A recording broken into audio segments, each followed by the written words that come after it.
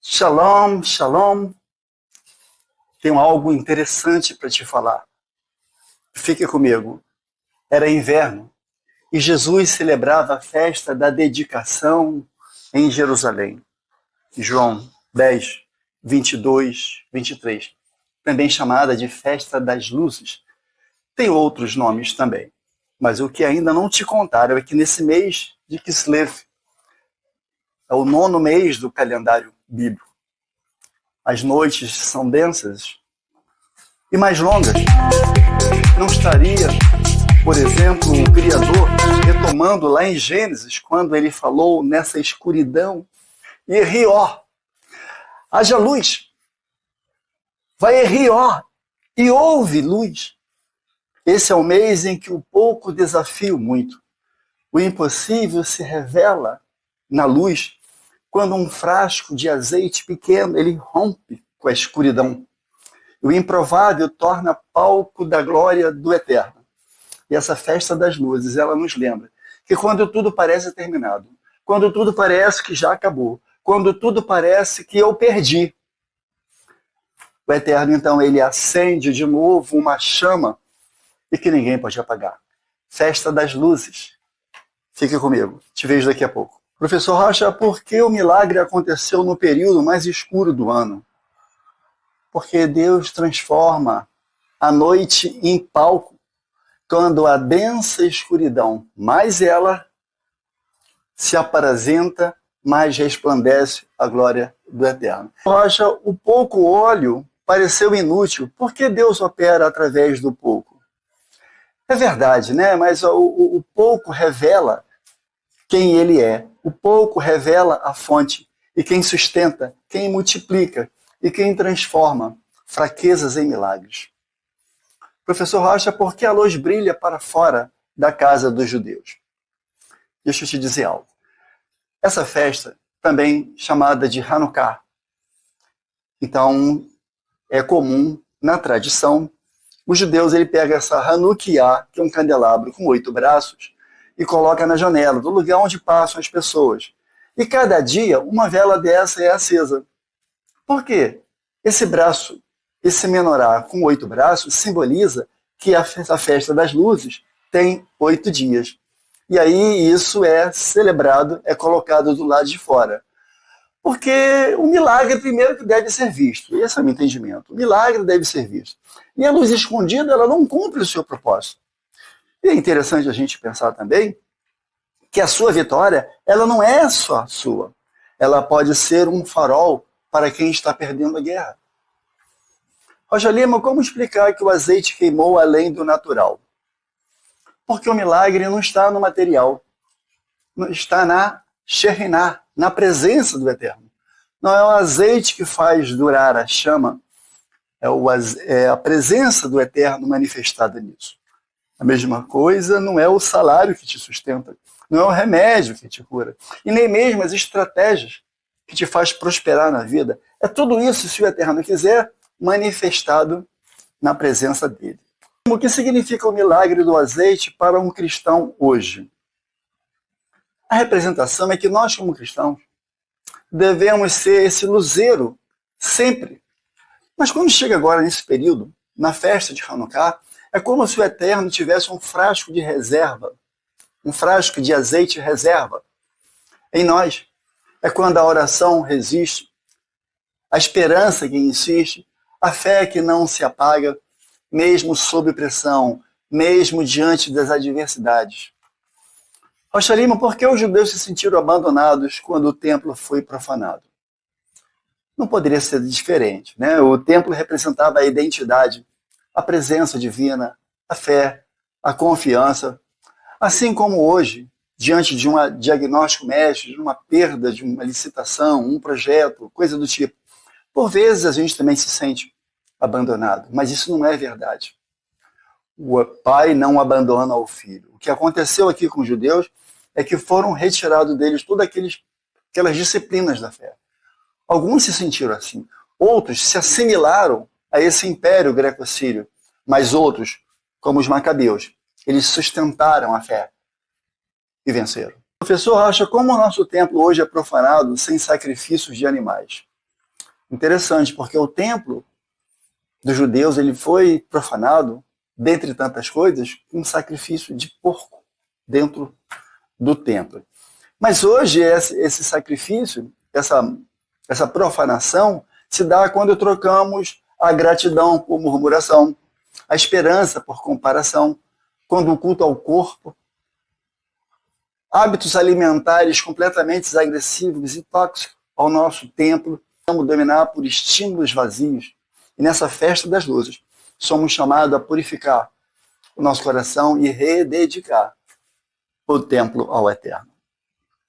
Rocha Lima, como identificar nesse mês o esfriamento na conexão e adoração com Deus? Ele se dá o ano todo, durante a nossa jornada, é uma travessia, não é fácil.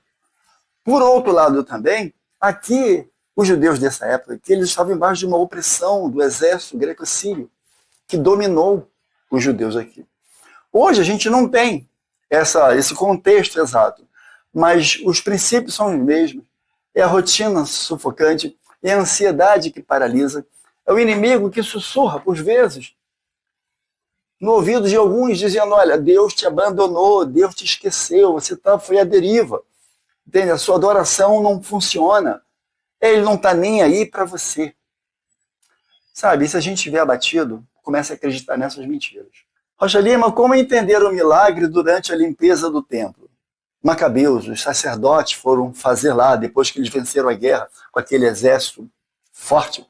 Então, a gente precisa entender logo de pronto que a purificação, ela precede a multiplicação. Sabe por quê? Porque Deus age com aquilo que você dedica a Ele. Se você dedica pouco, Ele vai, se Ele quiser, Ele vai funcionar no pouco. É verdade? Agora, o que a gente precisa é manter a luz permanente, com o coração limpo. E quando nós buscamos purificar a nossa mente, coração, relacionamento, os nossos hábitos, as nossas decisões, então a luz ela encontra espaço para permanecer. Adquira o nosso livro, Quando Clamares o Meu Nome, dos céus eu ouvirei. Esse livro diz que são os nomes de Deus. Provavelmente você está na igreja já há algum tempo e não chama o Eterno pelo seu próprio nome. Você chama de Senhor, de Deus, de Pai. Mas Ele tem nome. E Ele diz que é desejo dele que o seu nome seja conhecido em toda a terra. É um livro extraído do hebraico. Ele já está transliterado para você ter conexão. Acha qual a similaridade da opressão sofrida pelos judeus com os nossos dias? Como eu disse, os judeus ali eles foram sufocados por esse império, por esse exército greco-sírio do Antíoco. E nesse processo, então, eles roubaram a adoração, o Shabat, a pureza. Hoje o inimigo rouba a nossa atenção, o descanso, e contamina o coração, mas Yeshua na festa das luzes. Ele vem nos restaurar. Rocha Lima, por que a opressão grega focou em proibir o Shabat? Isso, Repare, a guarda do sábado é o quarto mandamento, não foi abolido. O Shabat é para os judeus, assim como o judeu é para o Shabat.